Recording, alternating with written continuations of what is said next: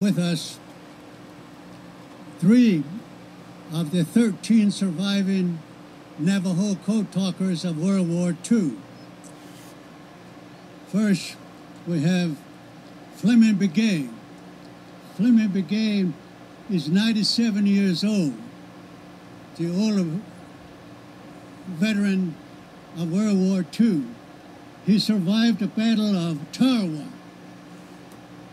His landing craft was blown up, and he literally had to swim to the beach to survive. Also, on Saipan, he also landed on Tinian, where he got shot up real badly. Survived 1 year in Naval Hospital. We have Thomas Begay, also one of the code talkers who were on Iwo Jima, a tough battle. 3 Marine Division landed on Iwo. 5th Marine Division, he was a part of the code talkers within the 5th Marine Division. Also, as if Marine Corps was not enough, he enlisted to be United States Army, served in the Korean War, survived that awful battle at Kosan. My name is Peter McDonald. I'm the president of the 13 surviving Navajo code talkers. I went in. I'm 90 years old.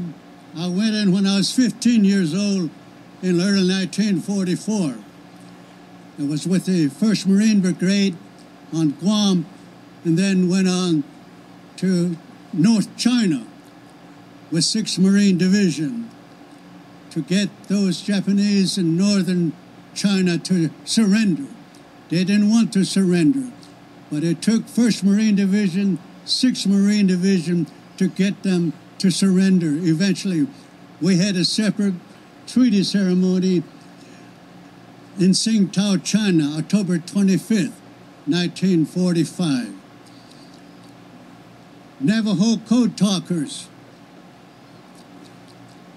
In the early part of World War II, the enemy was breaking every military code that was being used in the Pacific.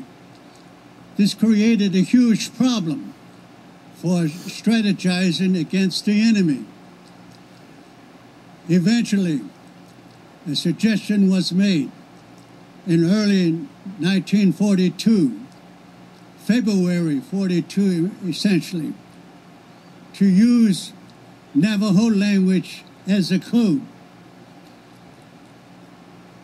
Marine Corps recruited 29 young Navajos, not telling them what they are being recruited for, because this was a top secret operation. They were just asked, you want to join the Marines? You want to fight the enemy? Come join the Marines. So they volunteered. 29 young Navajos joined the Marines in 1942. After going through boot camp, past boot camp with flying colors, combat training, the same thing, then into Marine Corps Communication School. Past that, then they were separated from all the rest of the Marines, took them to a top secret location just east of San Diego, Camp Elliott. That's where they created a military code to be used in the Pacific. After creating 260 code words, the 29 young Marines, half of them were sent overseas to join the 1st Marine Division. 1st Marine Division was getting ready to go on the first offensive movement in the Pacific, Guadalcanal.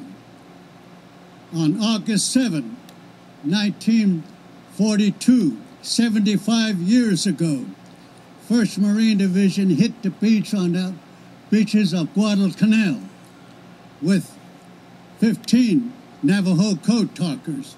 This was the first battle where the Navajo code was to be tested in actual battle, to test, see how our memory would be under heavy enemy fire.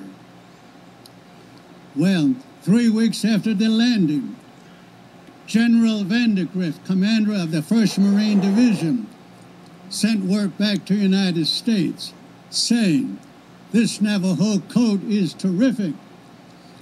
The enemy never understood it, he said.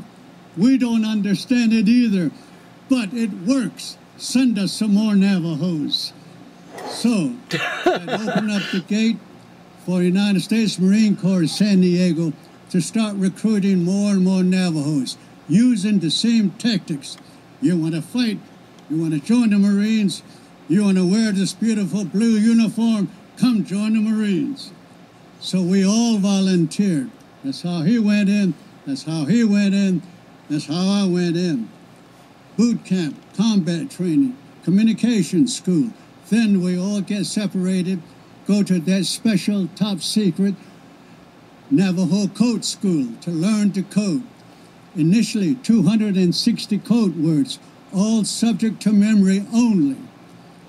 Eventually, by the time the war ended, 1945, there were 400 of us that went to war. And also code words grew to 600 code words subject to memory only. In every battle, 2 communication networks were established. Navajo Communication Network for all top secret confidential messages. The second network, English network, for all other messages. In every battle, from the frontline beach command post, command ship, all other ships, code talkers were used.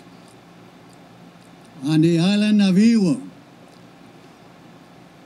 Major Connor said the first 48 hours of battle, over 800 messages were sent by the 5th Marine Division only. The first 48 hours, over 800 messages. Major Connor also said, without Navajo, Marines would never have taken the island of Iwo Jima.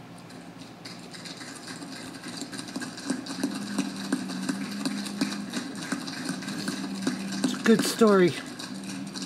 So thank you very much. The 13 of us, we still have one mission. That mission is to build National Navajo Code Talker Museum. We want to preserve this unique World War II history. Yes. For our children, grandchildren, your grandchildren, to go through that museum. Why? Because what we did truly represents who we are as Americans. America, we know, is composed of diverse community. We have different languages, different skills, different talents, and different religion. But when our way of life is threatened, like the freedom and liberty that we all cherish, we come together as one. And when we come together as one, we are invincible. We cannot be defeated.